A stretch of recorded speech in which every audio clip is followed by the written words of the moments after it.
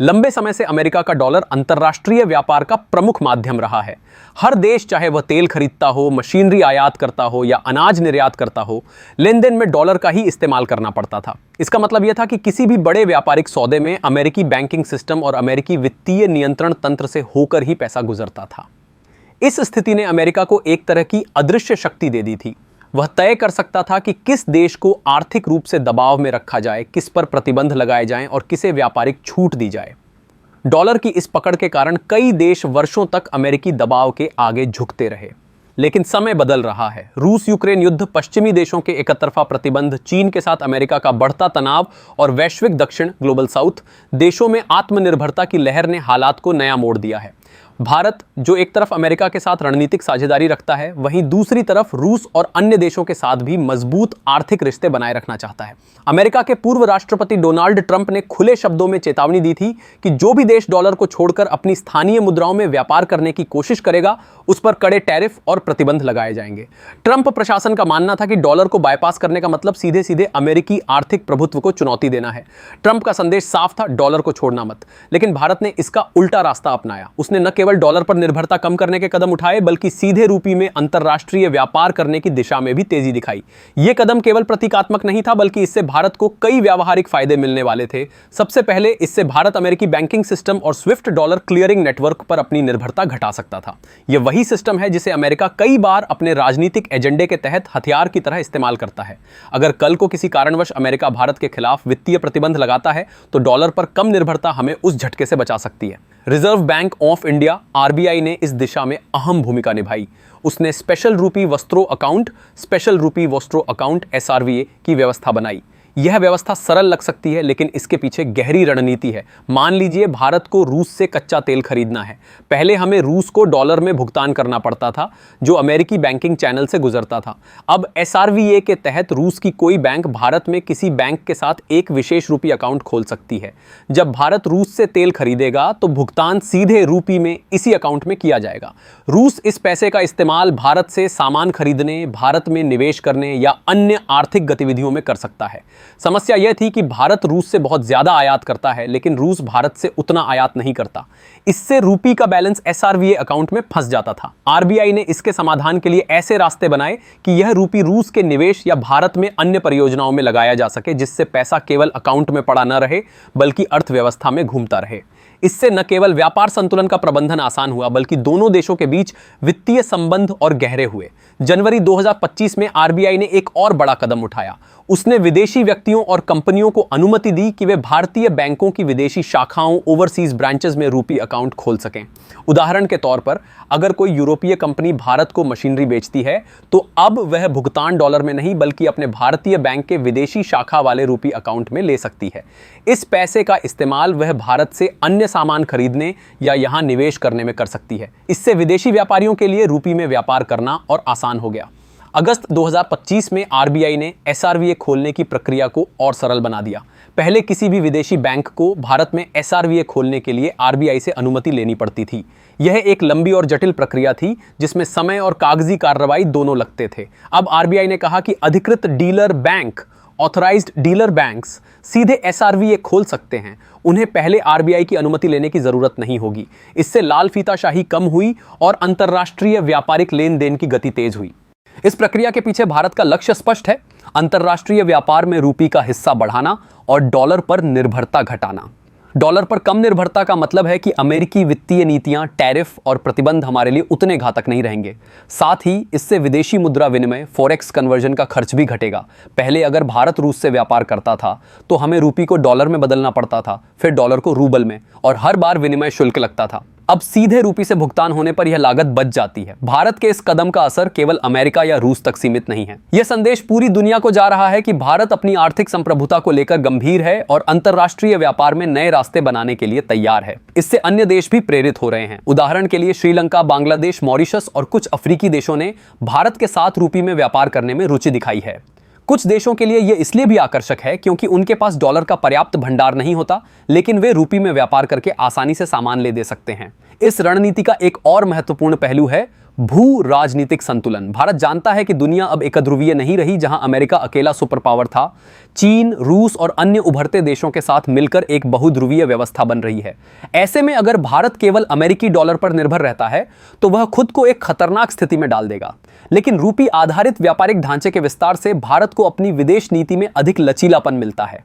वह अमेरिका के साथ साझेदारी भी रख सकता है और साथ ही रूस, ईरान, खाड़ी देशों और अफ्रीकी देशों के साथ भी गहरे आर्थिक संबंध बना सकता है। हालांकि यह राह आसान नहीं है। डॉलर की जकड़न इतनी गहरी है कि उससे निकलना एक लंबी प्रक्रिया होगी। कई देश अभी भी डॉलर को सुरक्षित और स्थिर मानते हैं और वे स्थानीय मुद्रा में व्यापार करने से हिचकते हैं। इसके अलावा रूपी को एक व्यापक अंतर्राष्ट्रीय मुद्रा बनाने के लिए भारत को अपने वित्तीय बाजारों को और अधिक खुला और पारदर्शी बनाना होगा। रूपी की स्थिरता, भारत की मौद्रिक नीति की विश्वसनीयता और घरेलू अर्थव्यवस्था की मजबूती, ये तीनों पहलू तय करेंगे कि रूपी कितना सफल होगा। अमेरिका की प्रतिक्रिया भी देखने लायक होगी। अगर रूपी आधारित व्यापार तेजी से बढ़ा तो अमेरिका अपनी आर्थिक पकड़ बनाए रखने के लिए नए कदम उठा सकता है। हो सकता है कि वह भारत पर अप्रत्यक्ष दबाव डाले, व्यापारिक रियायतें घटाए या अन्य वित्तीय नीतियों से असर डालने की कोशिश करे। लेकिन भारत की तैयारी यही है कि इन संभावित झटकों से बचने के लिए अभी से वैकल्पिक रास्ते बनाए जाएं। सबसे महत्वपूर्ण है विशेष रुपया वोस्ट्रो अकाउंट (SRVA) में पड़े विदेशी निवेश को लचीले ढंग से इस्तेमाल करने की अनुमति और रूस के साथ रुपये रूबल निपटान व्यवस्था में सुधार। इन सुधारों के निहितार्थ न केवल वित्तीय बल्कि भू राजनीतिक भी हैं और यह भारत की मुद्रा को भविष्य में एक आंशिक रिजर्व करेंसी के रूप में स्थापित करने की दिशा में एक महत्वपूर्ण कदम है। पहले यह समझना जरूरी है कि SRVA क्या है और इसका उपयोग कैसे होता है। जब कोई विदेशी देश भारत के साथ रुपए में व्यापार करता है तो वह रुपए को अपने देश में सीधे इस्तेमाल नहीं कर सकता। इसके लिए भारत में एक विशेष अकाउंट खोला जाता है जिसे विशेष रुपया वोस्ट्रो अकाउंट कहते हैं। इसमें विदेशी कंपनियों या सरकारों के रुपए जमा रहते हैं जिनका वे भारत से सामान या सेवाएं खरीदने में उपयोग कर सकते हैं। लेकिन अब तक एक समस्या यह थी कि अगर किसी विदेशी के पास इस खाते में बड़ी राशि पड़ी हो और वह भारत से कुछ खरीद न रहा हो तो उसके पास उस पैसे के उपयोग के सीमित विकल्प होते थे। हाल ही में सरकार ने इसमें एक बड़ा बदलाव किया है। अब विदेशी निवेशक जिनके पास SRVA में रुपए हैं, वे इस रकम को भारतीय सरकारी बॉन्ड्स या ट्रेजरी बिल्स में निवेश कर सकते हैं। पहले इसके लिए उन्हें FPI फॉरेन पोर्टफोलियो इन्वेस्टर के रूप में पंजीकरण कराना पड़ता था, जो एक लंबी प्रक्रिया थी और हर किसी के लिए व्यावहारिक नहीं थी। लेकिन नई व्यवस्था में यह निवेश सीधे संभव होगा। इसका मतलब यह है कि अगर किसी विदेशी के पास SRVA में 10 लाख रुपए पड़े हैं और वह भारत से कोई सामान नहीं खरीद रहा तो वह इस रकम का 30% तक शॉर्ट टर्म ट्रेजरी बिल्स, 1 साल से कम अवधि वाले में, और बाकी राशि लॉन्ग टर्म सरकारी बॉन्ड्स में निवेश कर सकता है। इससे विदेशी निवेशकों को लचीलापन मिलेगा और रुपए का प्रवाह भी अर्थव्यवस्था में बना रहेगा। यह बदलाव 12 अगस्त को लागू किया गया और इसके तुरंत बाद इसी महीने एक और अहम सुधार आया, रुपया रूबल निपटान प्रणाली में संशोधन। रूस के साथ भारत का व्यापार असंतुलित है। हम रूस से भारी मात्रा में कच्चा तेल, कोयला और खाद्य सामग्री आयात करते हैं, लेकिन रूस को उतना निर्यात नहीं करते। इसका नतीजा यह है कि रूस के पास भारत में SRVA खातों में बड़ी मात्रा में रुपए जमा हो जाते हैं जिनका वह तुरंत उपयोग नहीं कर पाता। उदाहरण के लिए मान लीजिए रूस के खाते में 10 करोड़ रुपए पड़े हैं। पहले रूस इन्हें केवल भारत से सामान खरीदने में ही खर्च कर सकता था, लेकिन अगर रूस को किसी तीसरे देश जैसे UAE से कोई सामान खरीदना हो तो वह भारत में पड़े इन रुपयों का सीधे UAE को भुगतान करने में इस्तेमाल कर सकता है, बशर्ते भारत और उस तीसरे देश के बीच रुपए में व्यापार की व्यवस्था हो। इस व्यवस्था से रूस जैसे देशों के लिए रुपए को रखना अधिक आकर्षक होगा, क्योंकि वे इसका उपयोग केवल भारत से व्यापार तक सीमित नहीं रखेंगे बल्कि तीसरे देशों के साथ भी कर सकेंगे। इससे भारतीय रुपए का क्षेत्रीय मुद्रा के रूप में दायरा बढ़ेगा। साथ ही यह भारत के लिए भी फायदेमंद होगा, क्योंकि इससे रुपए के इस्तेमाल का भूगोल और व्यापक होगा और अंतरराष्ट्रीय लेन देन में डॉलर पर निर्भरता घटेगी। इस सुधार का भू राजनीतिक महत्व भी गहरा है। अमेरिका, विशेषकर पूर्व राष्ट्रपति डोनाल्ड ट्रंप, बार बार यह संकेत देते रहे हैं कि अगर कोई देश डॉलर की प्रधानता को चुनौती देगा तो उस पर टैरिफ और पाबंदियां लगाई जाएंगी। यह अमेरिका की वित्तीय शक्ति को बनाए रखने का एक तरीका है।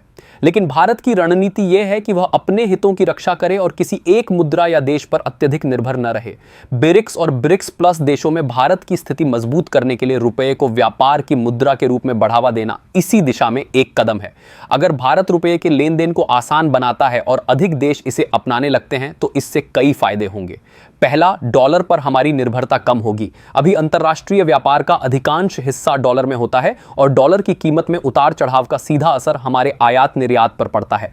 रुपए के इस्तेमाल से यह उतार चढ़ाव कम होगा। दूसरा, रुपए की अंतर्राष्ट्रीय भूमिका बढ़ेगी और उस पर वैश्विक स्तर पर विश्वास मजबूत होगा। तीसरा, लंबे समय में भारत रुपए को एक आंशिक रिजर्व मुद्रा के रूप में स्थापित कर सकता है, यानी अन्य देश भी अपने विदेशी मुद्रा भंडार में रुपए को शामिल करने लगेंगे, जैसे आज वे डॉलर, यूरो या येन को रखते हैं। इसके अलावा अगर रुपए में अधिक व्यापार होगा तो हमारे व्यापार संतुलन पर भी सकारात्मक असर पड़ेगा।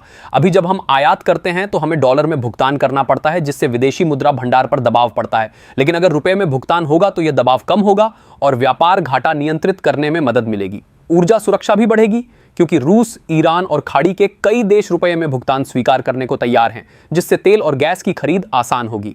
हालांकि इन सुधारों के साथ कुछ चुनौतियां और जोखिम भी जुड़े हैं। सबसे बड़ा जोखिम यह है कि विदेशी साझेदार रुपए का उपयोग तभी करेंगे जब वे इसे भारत से सामान और सेवाएं खरीदने में आसानी से खर्च कर सकें।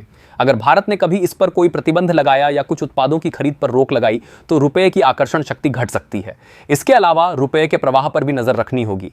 अगर अचानक बाजार में बहुत अधिक रुपए आ जाएं तो इससे रुपए का मूल्य गिर सकता है। एक और खतरा यह है कि अमेरिका जैसे देश इस पर प्रतिक्रिया स्वरूप व्यापार प्रतिबंध या टैरिफ लगा सकते हैं। कुछ देश यह भी तय कर सकते हैं कि वे केवल डॉलर में ही व्यापार करेंगे। इसलिए भारत को संतुलित रणनीति अपनानी होगी, एक तरफ रुपए के इस्तेमाल को बढ़ावा देना और दूसरी तरफ अपने प्रमुख व्यापारिक साझेदारों के साथ अच्छे संबंध बनाए रखना। इन सुधारों का असर न केवल व्यापार पर बल्कि भारतीय वित्तीय तंत्र पर भी पड़ेगा। आरबीआई ने रुपए के अंतर्राष्ट्रीयकरण का जो रोड मैप बनाया है उसमें यह कदम अहम है। अगर अधिक देश और कंपनियां रुपए में लेन देन करने लगती हैं तो भारत के वित्तीय बाजारों में तरलता बढ़ेगी और पूंजी निवेश के नए अवसर बनेंगे। साथ ही घरेलू निवेशकों के लिए भी सरकारी बॉन्ड्स और ट्रेजरी बिल्स में स्थिर रिटर्न पाने का माहौल मजबूत होगा।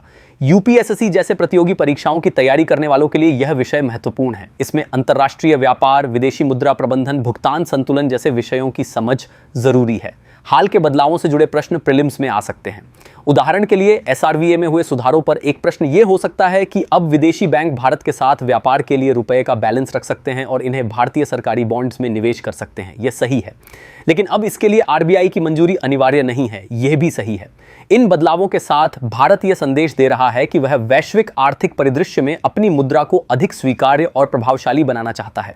हालांकि रास्ता आसान नहीं है, लेकिन सही नीतियों और स्थिर आर्थिक माहौल के साथ भारत इसे संभव कर सकता है। डॉलर की प्रधानता को सीधे चुनौती दिए बिना क्षेत्रीय व्यापार में रुपए की भूमिका बढ़ाना एक व्यावहारिक और संतुलित रणनीति है। यह केवल आर्थिक सुधार नहीं बल्कि दीर्घकालिक सामरिक कदम है।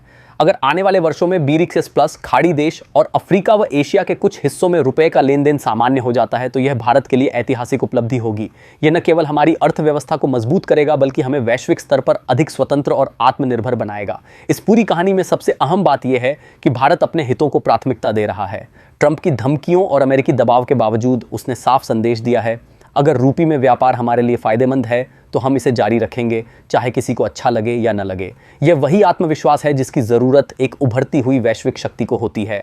भारत का यह कदम केवल एक आर्थिक नीति का हिस्सा नहीं है बल्कि यह एक दीर्घकालिक रणनीति है जो आने वाले वर्षों में देश की वैश्विक स्थिति को मजबूत करेगी। अगर यह प्रयास सफल होता है तो रूपी न केवल हमारे देश के अंदर बल्कि अंतर्राष्ट्रीय मंच पर भी एक मजबूत और विश्वसनीय मुद्रा बन सकती है। इससे आने वाली पीढ़ियां एक ऐसे भारत को देखेंगी जो न केवल राजनीतिक रूप से स्वतंत्र है बल्कि आर्थिक रूप से भी आत्मनिर्भर और वैश्विक स्तर पर प्रभावशाली है।